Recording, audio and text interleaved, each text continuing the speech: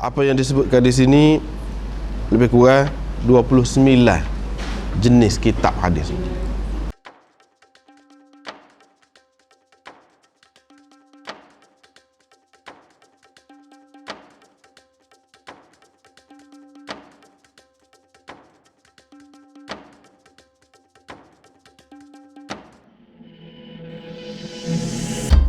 Yang pertama iaitu orang panggil kitab jami'. Kitab jami'.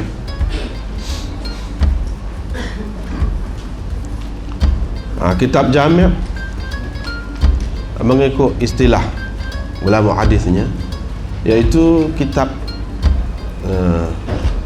yang terkumpul di dalamnya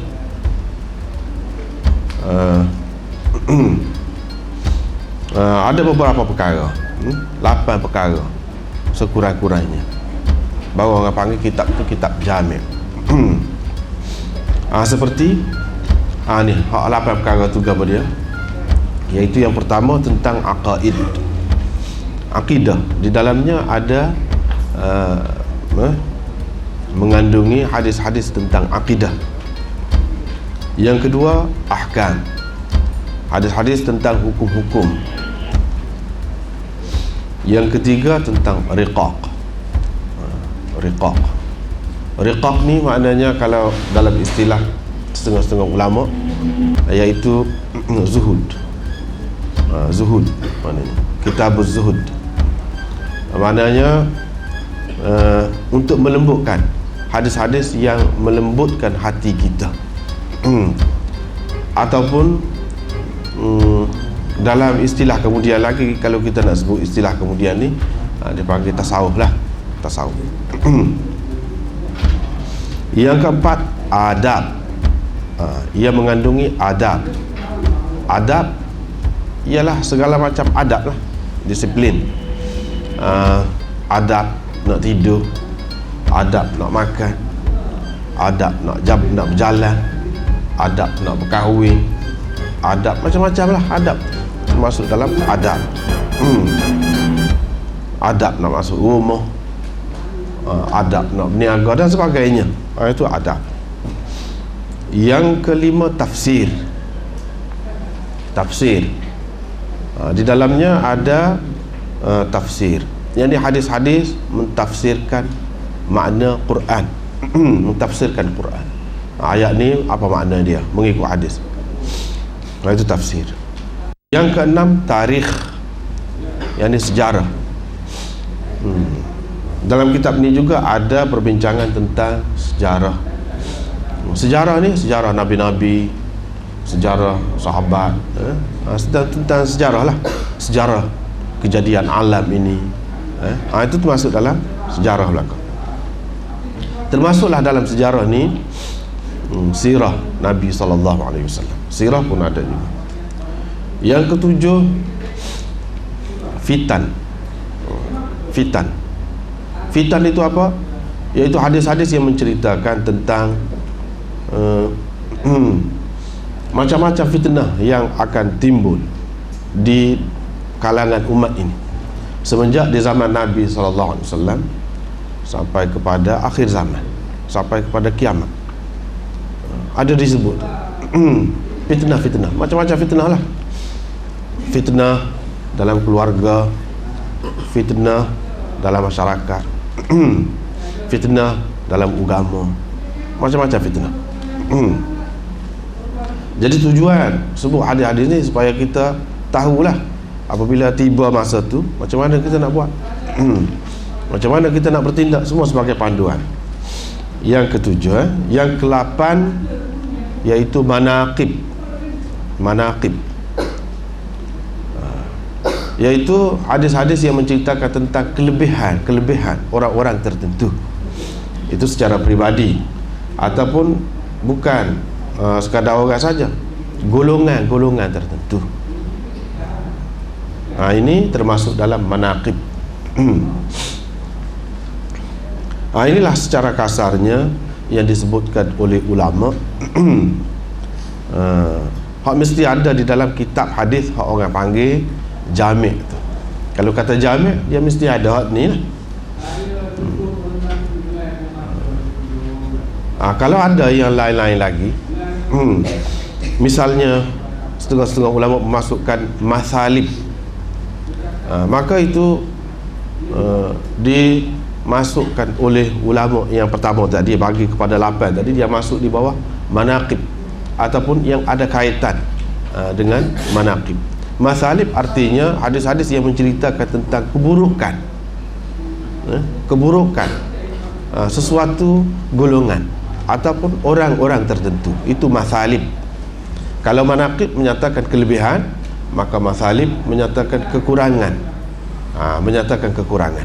Tetapi oleh kerana biasanya dalam kitab-kitab hadis ni, kitab-kitab hadis yang besar-besar lah, dia tak ada masalib.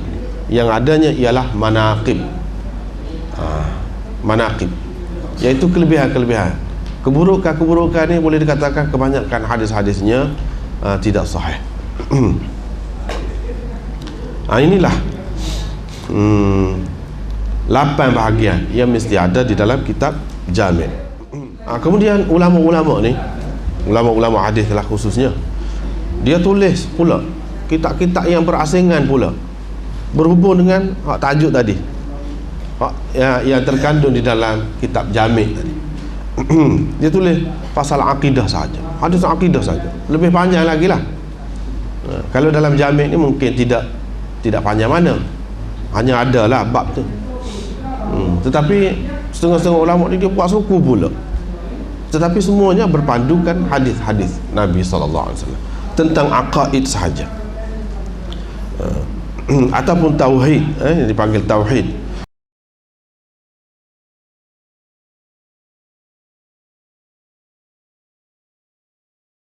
Yang kedua, ini bahagian kitab hadis yang kedua, iaitu orang panggil sunan. Sunan ni banyaklah sunan, macam Sunan Abi Daud, Sunan Ibnu Majah, orang panggil sunan.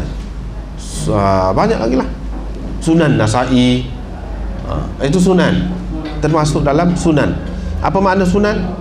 Kitab sunan ni, yang ni dia lebih mengutamakan, lebih menitik beratkan tentang hukum hakam.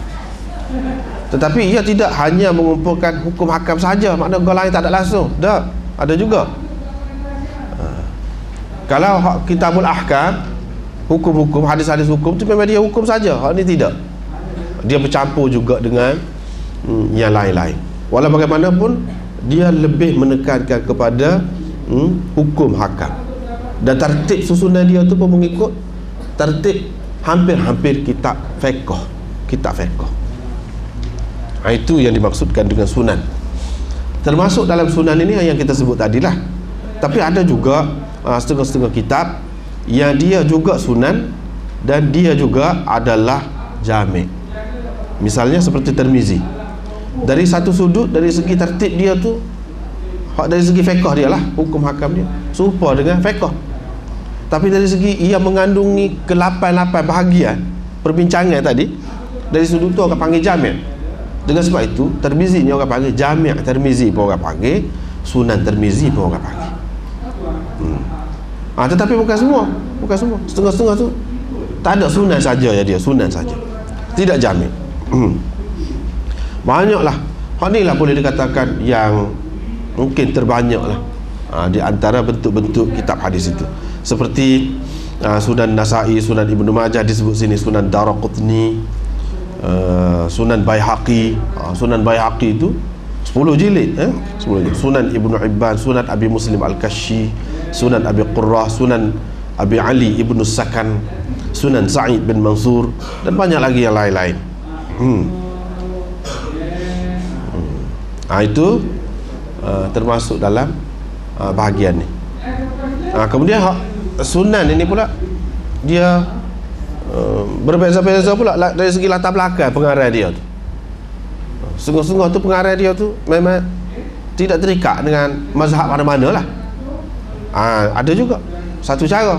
Apabila kita baca kitab-kitab dia ni, dia ada satu cara dia lah. Orang yang tahu, dia akan berasa cara susunan dia. Dia ambil hadis-hadis tu, nampak tidak terikat dengan, tidak lebih menyokong mana-mana mazhab, tidaklah.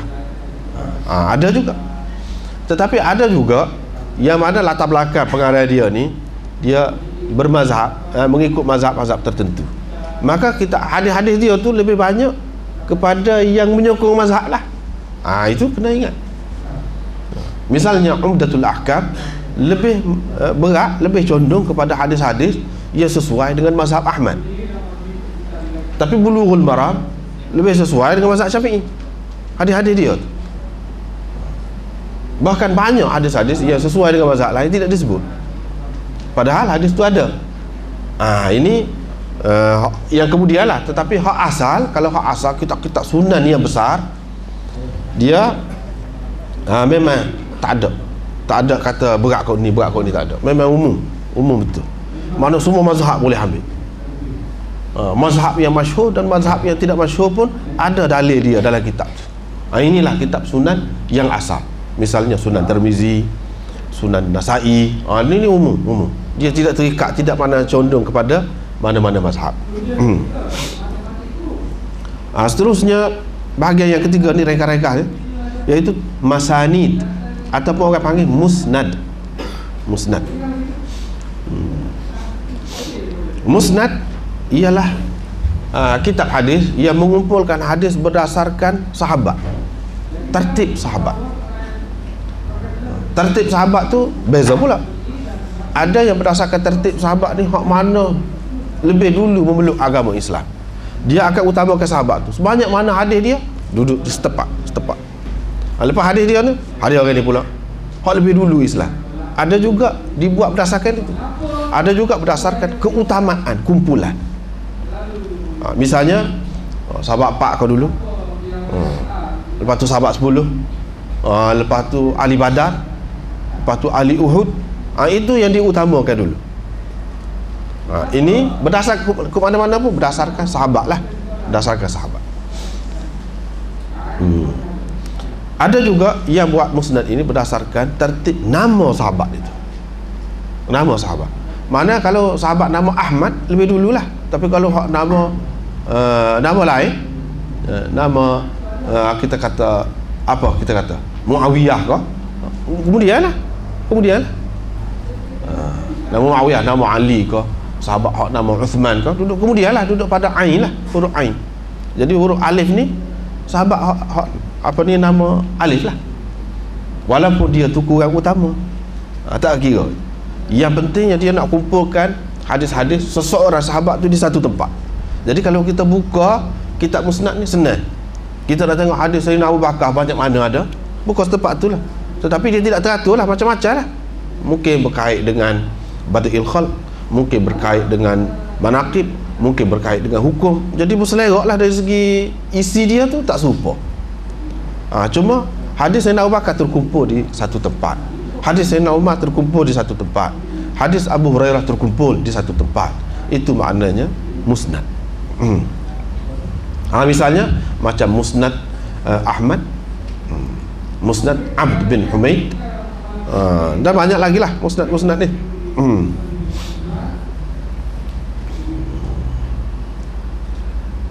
Musnad Abu Nuaim, banyak lagi. Musnad Darimi, Musnad Tayalisi, Musnad Musaddad, Musnad Humaidi, Musnad Ishaq bin Rahway. Banyaklah, nak sebut banyak. Boleh kita cari. Ni demon ni apabila sebut musnad saja, orang belajar dia tahu. Sebut musnad, jenis ni kitabnya. Sebut sunat, jenis ni dia tahu selalu. Seterusnya bahagian yang keempat, iaitu ma'ajim. Kalau mufrad dia mu'jam, orang panggil mu'jam. Mu'jam ni kitab hadis yang dikumpulkan berdasarkan guru kepada penulis kitab tu. Misalnya mu'jam Tabarani, mu'jam Saghir, mu'jam Awsat, mu'jam Kabir. Ni dia susun berdasarkan guru dia. Jadi tu guru dia hak nama gapo kita kata. Hak nama Bashir misalnya kita. Tu duduk pada bah. Dia tak ambil kira isi hadis tu macam mana, tak ambil kira. Yang dia kira ialah nama tu guru dia. Itu satu. Dari segi nama, mana mengikut abjad nama lah. Yang kedua, boleh jadi dia mengikut guru yang lebih tua. Hak mana lebih tua? Hak paling dulu dia terima hadis ni. Hak tu lah yang diutamakan walaupun sikit hadis dia. Lepas tu kemudian lagi.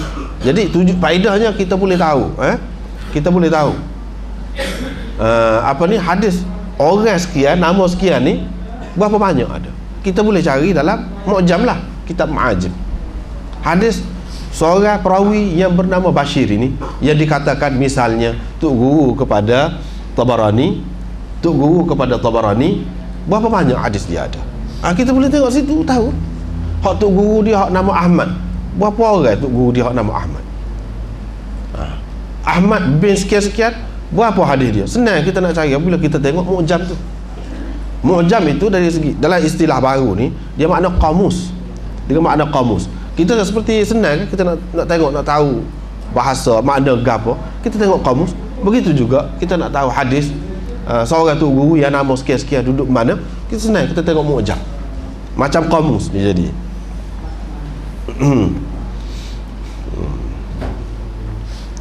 Yang masyhurnya ialah Mu'jam Tabarani lah.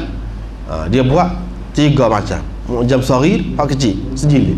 Mu'jam Awsat, beberapa jilid. Mu'jam Kabir tu 10 jilid. Banyak. Semuanya mengikut riwayat Tok Guru dia lah. Tok Guru dia.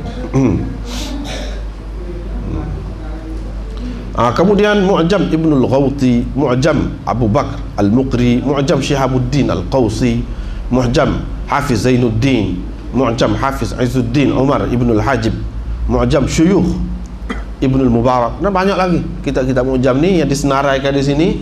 Kalau kita nak cari boleh lah, tapi setengah-setengah ni tak ada dalam pasaran, tak ada dalam perpustakaan besar pun jarang nak jumpa yang disebut ni. Walau bagaimanapun sebagai panduan lah.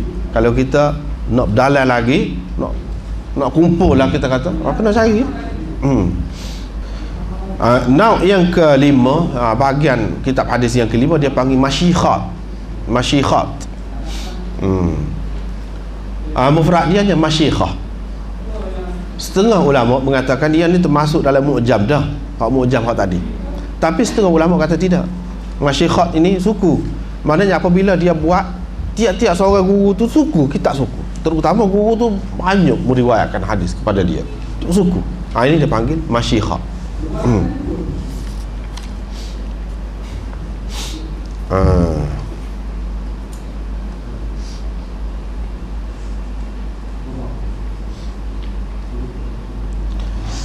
Macam Masyikhat Ibnul Bukhari, Masyikhat Ibnu Syadzan dan lain-lain. Masyikhat Ibnu Hazam, banyaklah masyikhat.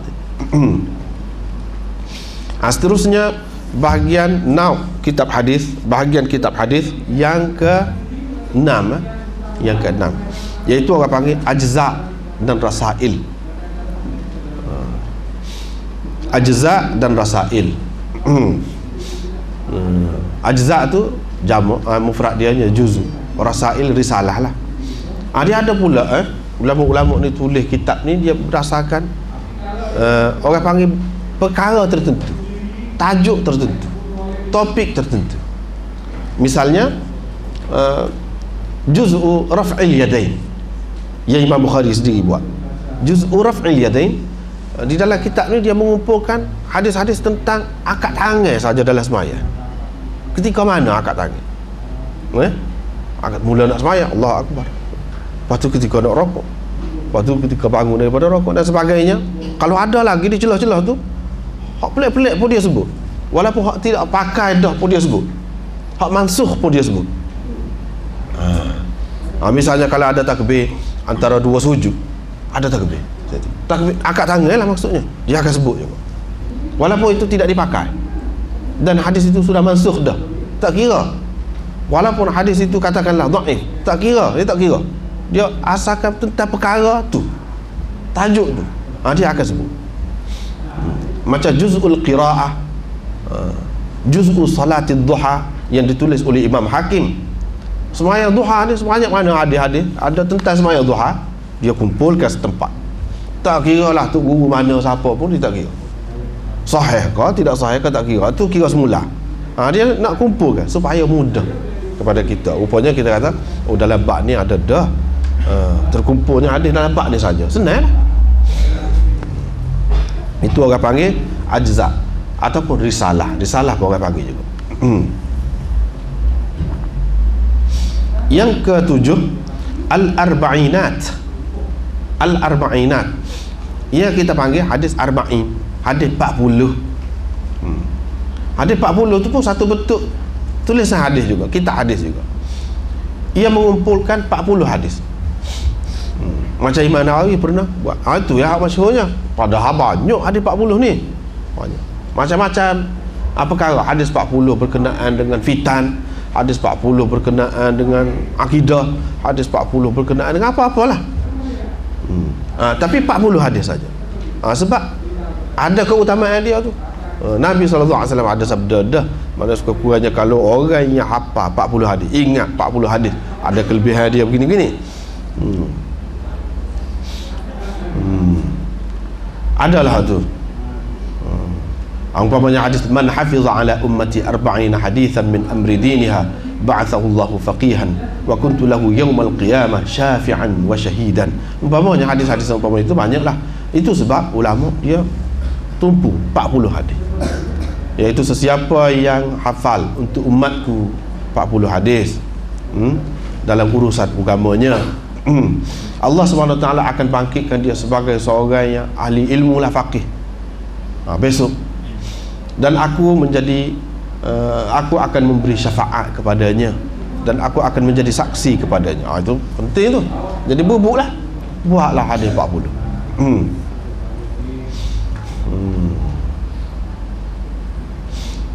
Banyak sekali karangan-karangan ulama. Ibnu Mubarak pun ada tulis, Hasan bin Sufyan An-Nasai pun ada tulis, Abu Bakar Al-Isfahani pun ada tulis, Daraqutni pun ada tulis, Hakim Abu Nuaim Abdul Rahman As-Sulami, Baihaqi, dan ramai lagi ada tulis tentang hadis-hadis 40 yang kita tahu je dalam masyarakat kita ni. Umumnya hadis 40 Imam Nawawi itu saja. Padahal banyak lagi yang lain.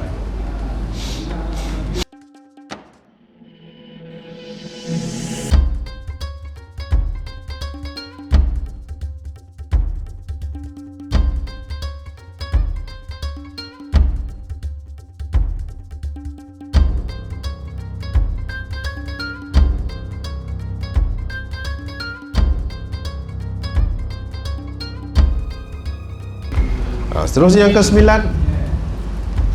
iaitu mustadrak. Mustadrak, ini pun satu bentuk kitab hadis juga. Macam mustadrak Hakim, itu orang panggil mustadrak ala sahihain. Kitab mustadrak ni dia gini, sebelumnya sudah ada orang tulis kitab dengan syarat-syarat dia, dengan disiplin dia sendirilah. Misalnya Bukhari, syarat dia gini-gini, kena orang ni orang ingat kuat betul, nak meriwayatkan hadis ni baru dia terima. Lepas tu ni orang ni pula orang yang bagus lah dari segi agama dia. Itu syarat dia. Tiba-tiba orang kemudian ni tengok, banyak lagi hak Imam Bukhari tak sebut. Orang-orang yang tarafnya macam tu lah, cukup syarat dia nak tu cukup syarat, tapi Imam Bukhari tak nak sebut dalam Bukhari dia. Dia buat kitab suku, dia panggil mustadrak. Maknanya perawi-perawi dia tu adalah perawi-perawi Bukhari dan Muslim, tetapi Bukhari tak mari hadis dia hak ni, tak ada dalam Bukhari. Macam mustadrak Hakim, orang panggil mustadrak ala sahihain. Dia mengumpulkan hadis-hadis yang tidak disebutkan oleh Bukhari dan Muslim, tetapi perawi-perawi dia tu adalah perawi-perawi Bukhari dan Muslim. Kalau nak kiranya mengikut syarat Bukhari, tinggilah tu. Jadi kita boleh tahu rupanya hadis taraf Bukhari ni banyak lagi yang lain. Duduk mana? Senang kita cari dalam kitab mustadrak, jumpa. Lepas tu adakah tepat betul-betul seperti dengan Bukhari? Itu soal lain. Mengikut dakwaan dia, mengikut apa yang dia kata, kajian dia kata tepatlah mengikut Bukhari. Boleh jadi dulu Bukhari tak ambil, dia tahu dah. Sebab hak Bukhari ambil ni, orang tu memanglah orang tu dah. Tetapi Bukhari ambil tu ketika dia muda, ketika orang ni kemudiannya dia nyayung. Dia nyayung. Hak hakim ambil tu, dia bubuh dalam kitab dia tu ketika orang tu nyayung dah. Bukhari tak sah. Dia ambil mesti daripada tu guru yang segar.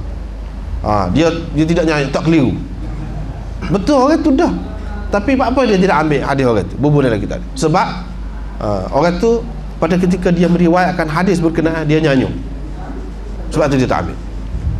Dia tahu tarikh tu, dia tahu tarikh. Daripada tahun sekian sampai sekian dia molek. Lepas tu dia tak molek, dia nyanyung. Misalnya. Dia tak ambil lah. Ada sebab. Jadi nak kata 100% serupa dengan Bukhari, tidak juga. Itu bergantung kepada penilaian orang kemudian lah. Penilaian orang kemudian. Itu orang panggil mustadrak. Yang ke-10 mustakhraj. Tadi mustadrak, ini mustakhraj. Yang ni gini, mustakhraj Abu Nu'aim misalnya, dia hadis Muslim dengan sanad dia, hadis tu orang ni dia mari hadis sama juga tapi sanad lain. Semua kitab Muslim tu daripada awal sampai akhir hadis dia mari dalam kitab dia, tapi sanad dia lain. Sanad tu perawi-perawi dia lah, daripada dia sampai kepada Nabi SAW lain. Apa faedahnya? Faedahnya kita boleh tahu bahawa orang yang cerita ni bukan satu golongan, ramai. Dan orang ni pun molek juga. Yang pertama pun molek juga. Mana benda yang sama diceritakan. Ini memberi keyakinan, kepastian kepada kita bahawa benda ni memang berlaku. Lafaz pun sama. Bukan makna saja sama, lafaz pun sama. Kalau kita belajar dalam Sahih Muslim, dia cerita, dia nak ayat sepatah je hak beza tu. Dia mari sanak suku pula. Orang ni dia kata lafaz dia gini, beza sikit, makna dia sama dengan hak tadi. Tapas tahu tu.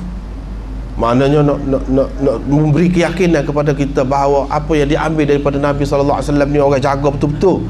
Siapa beza lafaz, walaupun dari segi makna tak ada beza pun disebut. Itu oleh orang yang sama. Lepas tu mahari pula orang lain pula.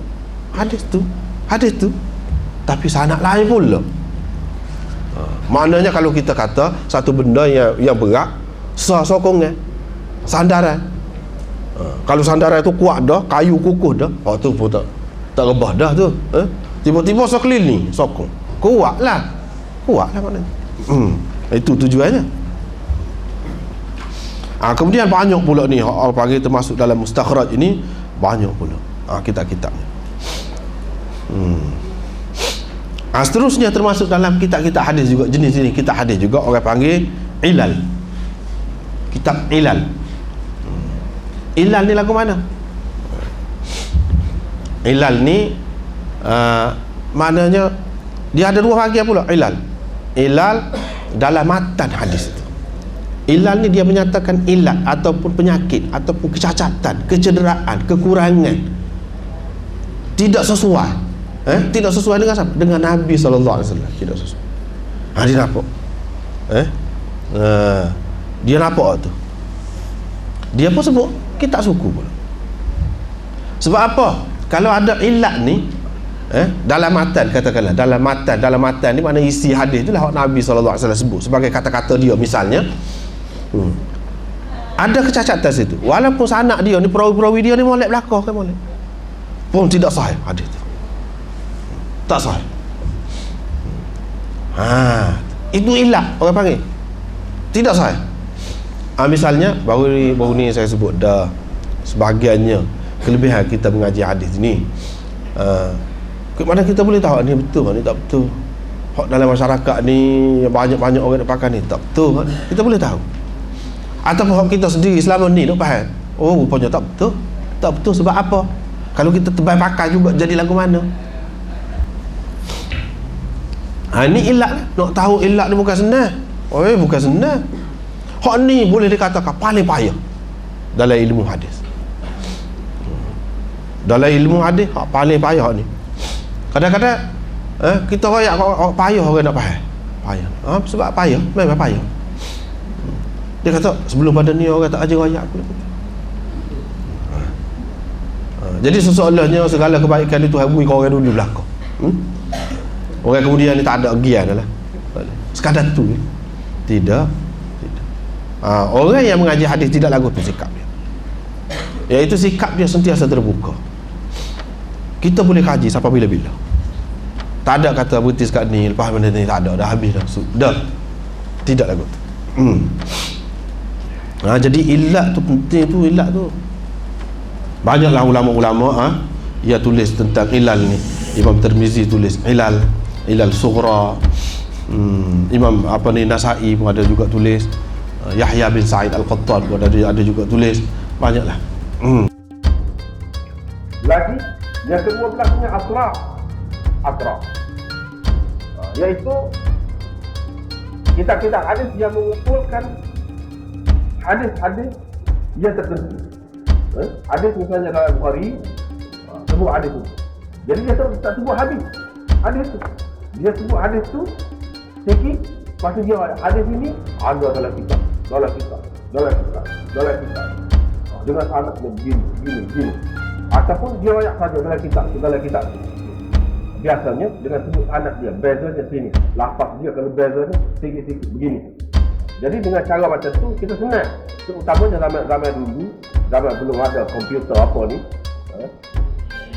Dengan adanya buku yang seumpama ini memudahkan orang. Misalnya nak tahu satu hadis ni lain daripada ada dalam kitab ni, ada dalam kitab mana lah. Jadi dengan ada kitab atraf ni senang, boleh kita cari mudah. Nak cari dalam kitab mana. Itu kitab atraf. Yang ke-19 Tarajim.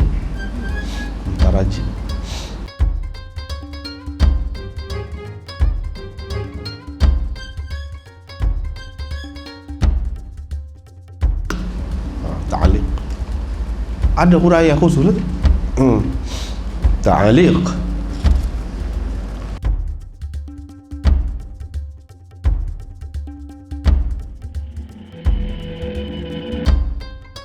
Yang ke-15 targhib dan tarhib. Hadis-hadis yang mengumpulkan kitab-kitab hadis yang mengumpulkan targhib dan tarhib sahaja. Yang ni galakkan, hadis yang memberi galakkan kita buat gini. Kita beri sedekah ke misalnya, galakkan saja. Hadis yang menakutkan kita daripada kita melakukan maksiat ke misalnya, ataupun perkara-perkara yang tertentu, dia kumpulkan dalam satu kitab. Targhib dan tarhib.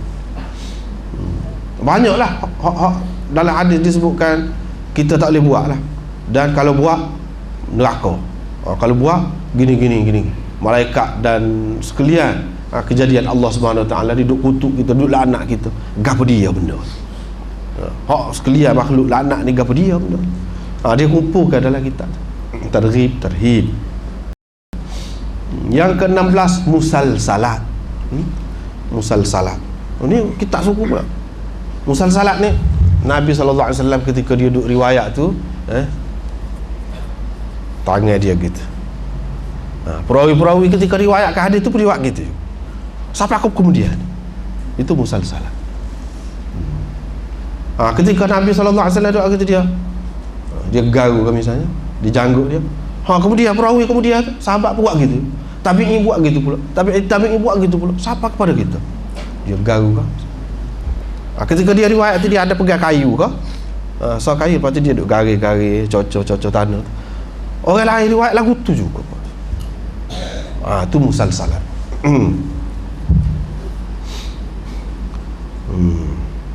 Ataupun dengan lafaz tertentu ke? Nahnul akhirun as-sabiquna fil akhirah. Misalnya ketika dia nak sebut hadis tu, dia sebut tu dulu. Orang kemudian dia sebut tu. Walaupun waktu tidak kena-mengena dengan isi nak cerita sebenarnya, tapi Nabi sebut tu dulu. Dia sebut tu dulu. Itu musalsalat.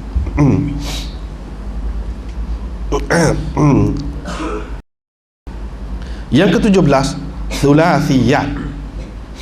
Thulathiyat. Ini maknanya hadis antara perawi itu dengan Nabi SAW ada 3 orang perawi. Tidak ramai perawi. 3 orang. 3 orang ni siapa dia? Sahabat. Bawa sikit pada tabi'in. Bawa sikit pada dia tabi'in. Mana 3 generasi ni telah diakui oleh Nabi SAW, generasi yang terbaik. Mana paling sedikit ada pembohongan, ada kepentingan dunia apa ni dekat lagi dengan Nabi SAW. Hadis dia tu istimewa, lebih istimewa. Kalau kita ni 20 lebih dah ni, kita ni nak sapa ke Nabi SAW ni 23 takah, 23 anak tangga baru sapa kepada Nabi SAW. Jadi seraman ni orang ni, dan sejauh itu dah masa kita dengan dia, mungkin ada kesilapan di celah-celah tu. Ni silap dengar kau daripada tu guru dia. Macam tadi lah, lam tahnu, dia kata lam tahun, silap sikit, silap tulis kau, boleh jadi kemungkinan kesilapan tu lebih besar. Tapi kalau dekat, terutama orang-orang yang takut kepada Allah Subhanahu Wa Taala pula ni, nak Imam Bukhari ni setiap nak tulis hadis ni dalam kitab dia ni, semaya dulu 2 rakaat. Semaya dulu 2 rakaat. Dia nak tulis tajuk dia ni, dia duduk mana? Duduk antara mimbar Nabi sallallahu alaihi wasallam dengan kubur Nabi, dia duduk situ. Dia tulis tajuk dia.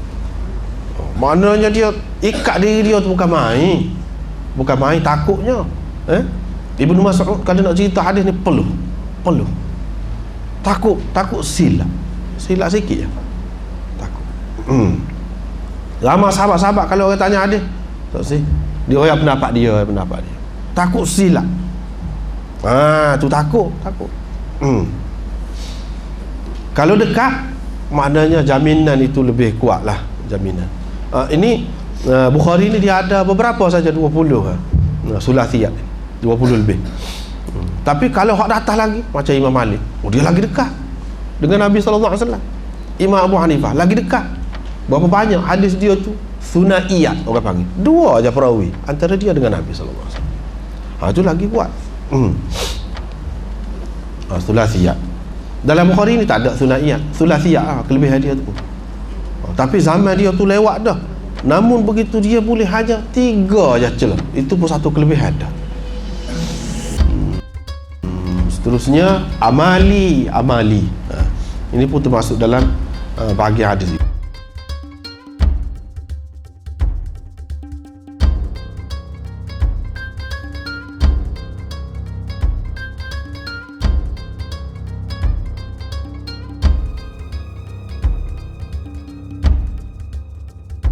Seterusnya zawaid. Ini yang ke-19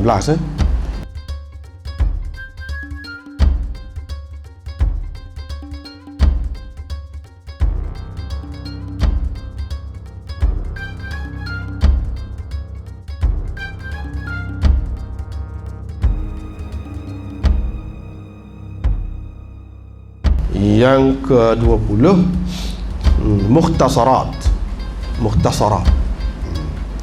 Merupakan ringkasan lah.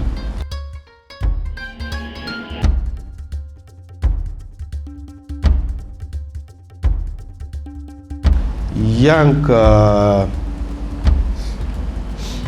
ke-21 takhrij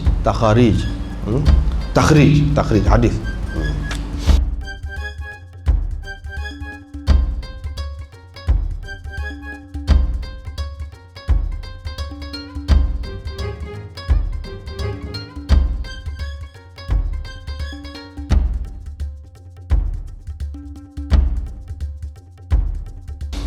Yang ke-22 syarhul athar.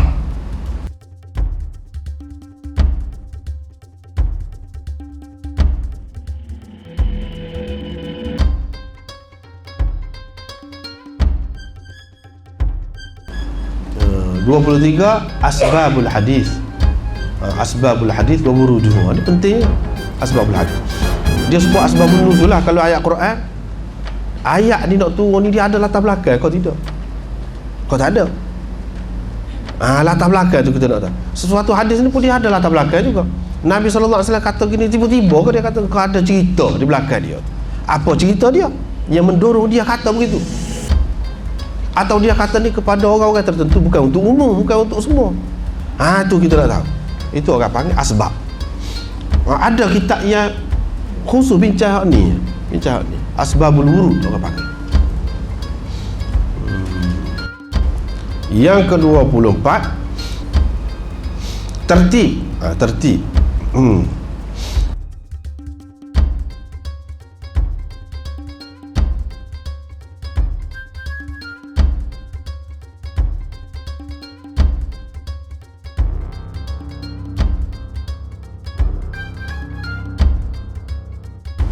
Yang ke-25 ta'al. Ta'alif mengikut huruf abjad, tapi berdasarkan permulaan hadis itu. Permulaan hadis itu. Hadis hak mula dengan hamzah dulu. Lepas tu hadis hak mula dengan ba. Hadis itu, bukan perawi tak. Hadis. Yang ni mengikut tertib mu'jam lah, qamus, macam qamus begitu. Seterusnya 26 hadis-hadis maudhu'. Mana kitab-kitab yang mengumpulkan hadis-hadis maudhu', hadis-hadis palsu. Sebenarnya bukan hadis pun, tapi orang kata hadis. Orang duduk sebar dalam masyarakat ni sebagai hadis. Dia kata hadis, padahal tidak hadis pun. Kita nak tahu lah. Apabila kita biasa baca ni kan, kita boleh tahu sifat hadis maudhu' ni, hadis palsu ni, lagu ni. Kita boleh biasalah. Sifat hadis sahih pula lagu ni, bunyi dia. Kita jadi biasa. Di antaranya banyaklah dalam masyarakat kita ni hak maudhu'nya. Di antaranya bulan puasa tu kan, bulan puasa. Sembahyang tarawih ni, malam pertama kelebihannya gini ni. Malam yang kedua gini. Siapa kau habis 30 malam. Kelebihan dia tu. Setengah-tengah tu kelebihan dia tu berat benar lah. Maknanya serupa dengan pegang badan. Mati syahid, serupa dengan tarah Nabi-Nabi jadi. Ni kita ni orang biasa ni sembahyang tarawih pada malam tu jadi serupa dengan Nabi-Nabi. Tu dia adalah tu ciri-ciri dia. Ni banyak hak maudhu' dalam masyarakat, banyak. Ni pun cara ke hadis juga. Kemudian dia sebut kita tentang hadis maudhu' ni banyak sangatlah. Banyak sangat. Yang ke-27 tentang doa-doa yang ma'thur. Doa-doa yang ma'thur. Macam-macam doa ni kan. Kita nak doa sendiri pun boleh. Ikutlah kita nak doa apa, boleh. Tidak salah. Tapi doa mana yang lebih baik? Kadang-kadang doa orang ni bagi, tok guru ni bagi, tok guru ni bagi. Hak mana doa yang paling baik? Tentu sekali doa Nabi SAW. Doa Nabi ni dikumpulkan dalam kitab suku pula. Doa dia untuk ni, doa dia untuk ni, doa dia untuk ni. Kalau kita amal tu alangkah baik. Tak ada siapa dia kata doa orang lain lebih baik, tak ada. Dalam dunia Islam ni tak ada. Dia wali setara mana pun dia tak berani kata doa dia lebih baik dia buat. Tak berani. Hak Nabi SAW lebih baik. Hak dalam Quran waktu lebih baik. Misalnya dalam Quran kata Rabbana atina fid dunya hasanah wa fil akhirati hasanah wa qina adzabannar. Walaupun kita doa seorang apa, kita tak kata Rabbi atini, tak. Rabbana atina ni. Tak boleh baiki lafaz tu, memang lagu tu boleh. Rabbana hab lana min azwajina wa dhurriyyatina qurrata a'yun waj'alna lil muttaqina imama. Dalam Quran aja. Rabbana hab lana min azwajina, mana berikanlah daripada isteri-isteri kami. Walaupun isteri dia seorang pun doa lagu tu juga. Tak sampai iki. Hak tak baik itu lebih baik. Itu cara orang yang mengikut cara sunnah ni lagu tu. Dalam Quran aja lagu tu. Tak sampai iki. Tapi ada setengah-setengah tempat tu ada juga boleh kita pindah-pindah. Ada juga macam hadis ada. Ni kita kena tahulah dalam ni lah. Dalam kitab ni doa mana? Doa nak pakai baju baru ada doa.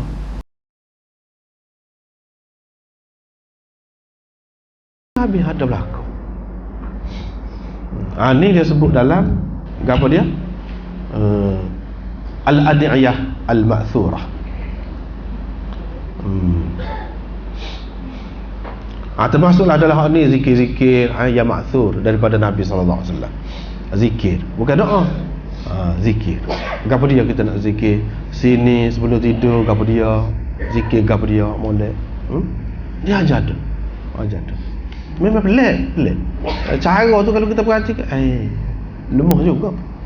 Kau ni kalau kita nak fikir dengan akal tak sampai. Misalnya lepas sembahyang dia kata subhanallah 33, alhamdulillah 33, Allah akbar 34. Tak apa. Tapi kalau dekat nak tidur dia kata Allah akbar dulu. Allah akbar 34, lepas tu subhanallah, lepas tu alhamdulillah. Kalau kita buat sepuluh tu apa ni? Kita sepuluh skala lah pas sembahyang. Tak boleh. Khasiat dia tu kita tak dapat. Sepuluh khasiat ubat lah. Ubat duduk di pucuk kayu. Orang ni tidak duduk pucuk, duduk di akar. Nak mana? Kita tak tahu. Dia royak lah kata.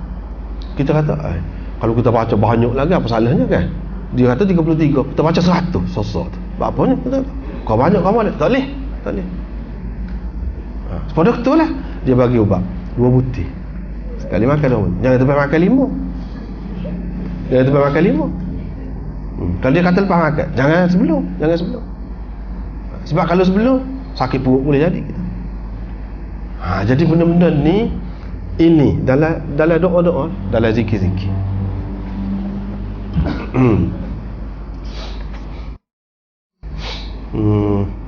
Seterusnya 20 tadi 27 28 nasikh mansukh. Mana orang ngaji hadis juga, dia kena ngaji ni. Dia kena tahu hadis ni sudah mansukh, kita tak boleh pakai. Hadis ni tidak mansukh, hadis ni yang memansukhkan hak tu. Dia kena tahu. Terutamanya kalau cara bab hukum-hukum ni, dia adalah ni bab lain tak masuk. Bab hukum memang kena tahu.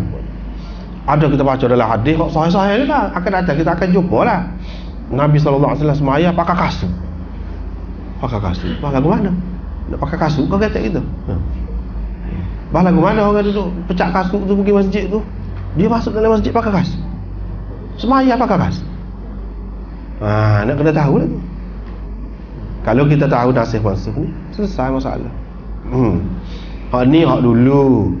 Hak kemudian tidak ada lagu tu. Suatu ketika dulu setiap makan benda hak kena api ni, hak masuklah benda yang dimasak batal air semaya. Kalau orang tu ada air semaya, kena ambil air semaya semula. Lepas tu sekarang ni kita tak pakai lagu tu kan. Kita makan kau apa pun, pulut kau apa kau dah. Lepas tu tak ambil air semaya dah. Ada air semaya lagi kan, pergi semaya lah. Kita tak pakai hadis tu kau. Kau lagu mana kedudukan hadis. Kalau kita tahu ni selesai lah. Sudah mansuh tu. Sudah mansuh. Bab apa mansuhnya? Apa tak pakai semua? Dia ada lah cerita dalam bab tu ada lah. Kalau kita pakai semua tak boleh kau. Mana lebih baik? Kita tanya tu dalam ni dia bicara. Bab apa sudah mansuh? Mana kita tinggal. Jadi kita tahu sejarah lah, sudah ada dalam sejarah. Dulu pernah. Tapi sekarang ni kita tak boleh pakai ni. Tak boleh. Kita boleh tahu. 29 iaitu mutasyabihul hadis. Mutasyabihul hadis ni hadis-hadis yang nampak serupa Tuhan ni dengan makhluk. Tuhan ada tangan, Tuhan suka, Tuhan cemburu. Mana? Ada sebut lagu. Apa lagu mana? Cemburu dia tak apa makna. Suka dia tu lagu mana? Dia dalam ni. Kalau tidak boleh jadi keliru kita. Kita kata Tuhan suka makhluk pula. Dalam hadis tu dia cerita. Hajarul Aswad tu tangan kanan Tuhan lah dia kata. Pas salah tu mana salah dengan tangan kanan apa? Lagu mana nak? Apa makna? Tuhan itu adalah Allah, itu adalah masa. Jangan kamu maki masa. Apa makna? Tuhan ni masa. Masa ni Tuhan apa? Allah. Lagu mana? Benda-benda ni dia ada ni dalam mutasyabih ataupun muskilul hadis. Kalau muskilul hadis ni dia lebih luas lagi.